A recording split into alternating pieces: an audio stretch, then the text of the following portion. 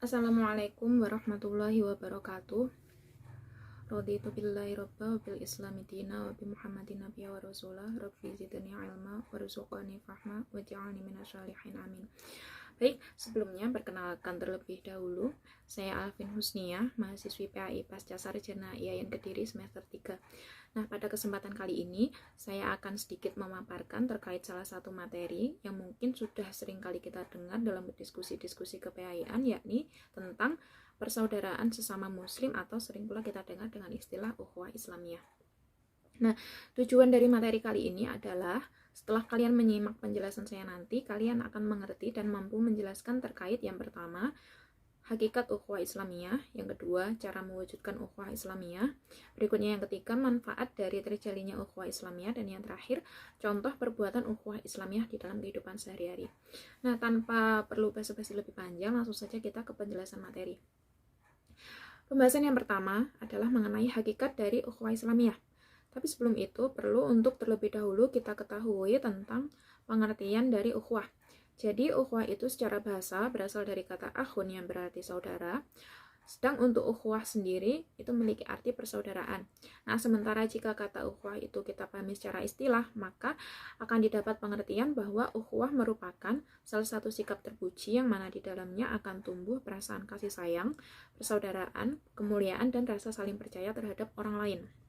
Nah, jadi itu tadi merupakan pengertian dari ukhuwah.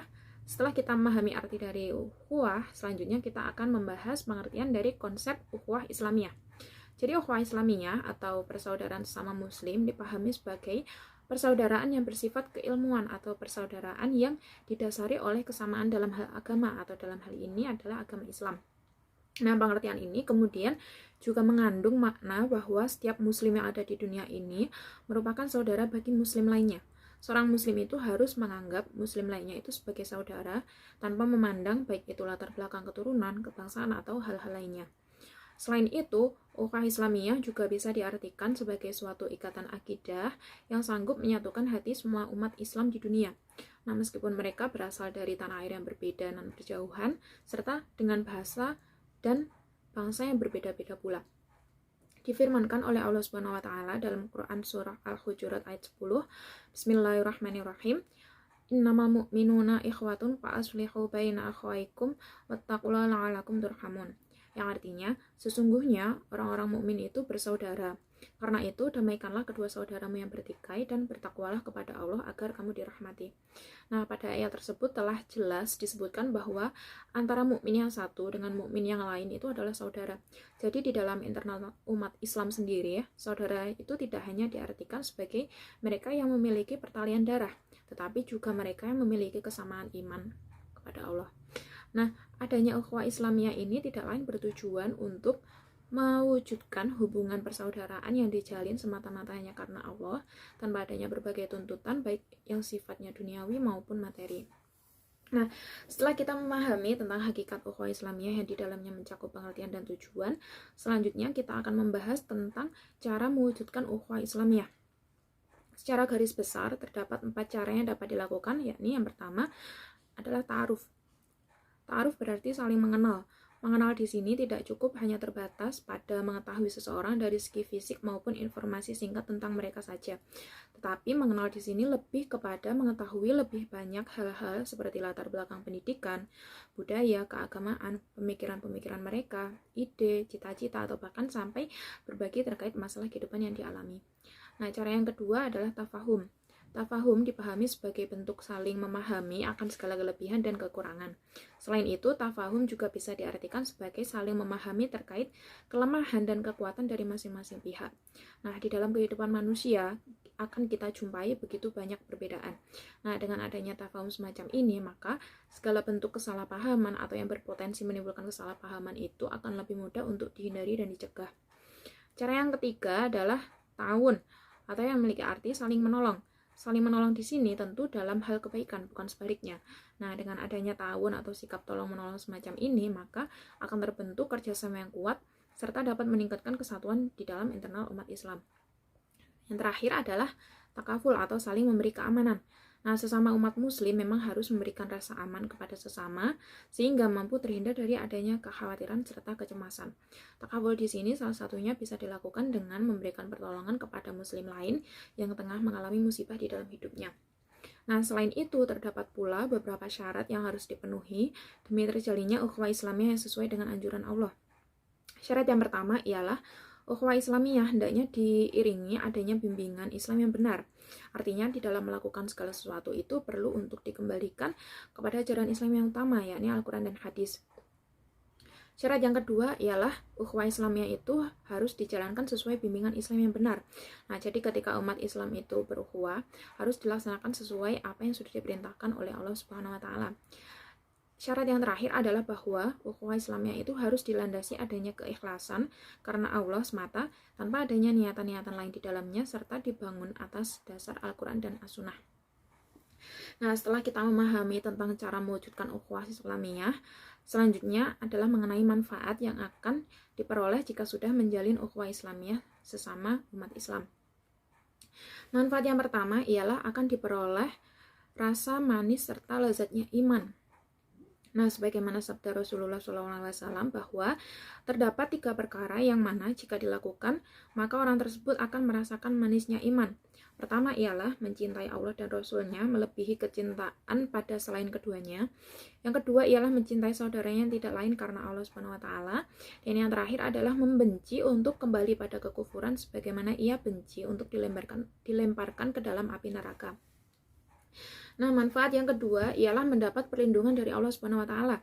Hal tersebut sebagaimana disebutkan dalam suatu hadis qudsi bahwa Nabi SAW pernah bersabda, sesungguhnya Allah akan berfirman pada hari kiamat, di manakah orang-orang yang mencintai karena kemuliaanku? Pada hari ini aku akan menaungi mereka pada suatu hari yang tiada ada naungan kecuali naunganku. Kemudian manfaat yang ketiga ialah diantarkan ke surga. Nabi SAW pernah bersabda bahwa kalian tidak akan masuk surga sampai kalian beriman. Dan kalian belum dikatakan beriman sampai kalian saling mengenal. Maukah aku tunjukkan pada kalian suatu perbuatan yang jika kalian lakukan akan membuat kalian saling mencintai? Tebarkanlah salam di antara kalian. Nah, kemudian manfaat yang keempat, yaitu mampu melahirkan akhlak mulia. Hal tersebut dikarenakan di dalam ukhuwah Islamiyah itu dibutuhkan sikap ramah tamah, cinta kasih sayang, peduli terhadap kebutuhan saudara seiman, dan tak sungkan untuk memberikan bantuan kepada sesamanya. Nah, manfaat yang kelima ialah memperkokoh kekuatan kaum muslim. Melalui ukhuwah Islamiyah itu akan terjalin kerjasama di antara umat Islam, sehingga akan semakin memperkokoh kekuatan umat Islam sehingga terwujudlah kejayaan Islam dan kaum muslimin. Nah, setelah mengetahui manfaat dari terjalinnya ukhuwah Islamiyah, terakhir adalah mengenai contoh perbuatan yang mencerminkan ukhuwah Islamiyah di dalam kehidupan sehari-hari. Contoh yang pertama ialah menjalankan sholat 5 waktu. Nah, ketika kaum muslim menjalankan sholat 5 waktu di masjid, mereka otomatis akan bertemu umat muslim lain dan akan saling mengenal satu sama lain. Nah, dengan demikian akan menjadikan hati mereka itu saling terpaut dan mendatangkan rasa cinta, kesatuan hati, dan hilangnya putus hubungan di antara mereka. Contoh berikutnya ialah dengan saling menolong. Nah, antara sama umat Islam memang sudah seharusnya untuk memiliki sifat tolong-menolong. Kepada sesama muslim sudah seharusnya untuk saling membantu dan meringankan beban yang sedang dialami saudara kita. Nah, melalui tindakan tersebut maka akan muncul rasa belas kasih dan akan memperkuat perasaan simpati dan juga empati kepada sesama. Nah, contoh yang ketiga ialah saling memaafkan. Adanya saling memaafkan seperti ini merupakan langkah paling tepat di dalam menyelesaikan pertikaian atau suatu permasalahan.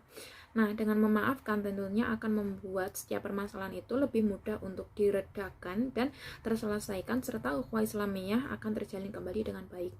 Nah, contoh yang keempat adalah menjauhi perbuatan maksiat. Maksiat menjadi salah satu penyebab terjadinya permusuhan di dalam masyarakat. Nah, beberapa perbuatan maksiat yang dilarang oleh Allah dan berpotensi menimbulkan huru-hara dalam masyarakat ialah minum minuman keras dan bermain judi. Nah, contoh yang kelima atau yang terakhir adalah saling mendoakan di dalam kebaikan. Nah, sudah seyogyanya bagi sesama umat Islam itu untuk saling mendoakan di dalam kebaikan. Sebagaimana Nabi SAW pernah bersabda, jika seseorang mendoakan saudaranya tanpa sepengetahuannya, maka malaikat pun akan mengatakan, semoga engkau mendapatkan sebagaimana yang engkau doakan kepada saudaramu. Nah, baik, demikianlah pembahasan mengenai ukhuwah Islamiyah yang dapat saya sampaikan pada kesempatan kali ini. Berdasarkan penjelasan yang sudah saya sampaikan tadi, nampak bahwa ukhuwah Islamiyah itu memang sangat penting untuk diterapkan di dalam kehidupan sehari-hari. Khususnya di era saat ini, di mana banyak sekali terjadi fitnah di kalangan sesama muslim, di mana mungkin itu dilakukan oleh pihak-pihak luar yang berusaha memecah belah kekuatan Islam agar tidak mampu mencapai kejayaannya kembali sebagaimana pernah terjadi di masa lalu.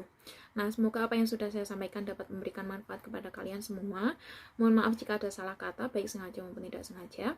Terima kasih atas perhatian dan waktu yang sudah diberikan. Subhanakallahumma wa bihamdika asyhadu an la ilaha illa anta astaghfiruka wa atubu ilaik. Assalamualaikum warahmatullahi wabarakatuh.